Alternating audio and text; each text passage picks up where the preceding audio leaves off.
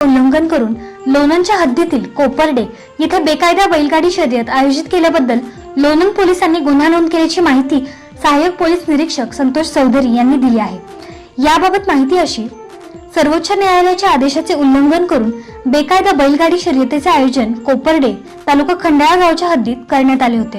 याबाबतची माहिती मिळताच लोणंद पोलिसांनी कारवाई करत सोनल मधुकर शिंदे, सागर दायगुडे, सुजित शेळके राहणारे बिरोबा वस्ती लोणंद, सागर दायगुडे, अतुल पिसाळ राहणारे आनवडी तालुका वाई, विजय शिंदे राहणारे आहिरे तालुका खंडाळा, रोहित पवार राहणारे नांदवळ तालुका कोरेगाव, दत्तानाना दायगुडे यांच्यावर गुन्हा दाखल करण्यात आला आहे। अधिक तपास लोणंद पोलीस करीत आहेत।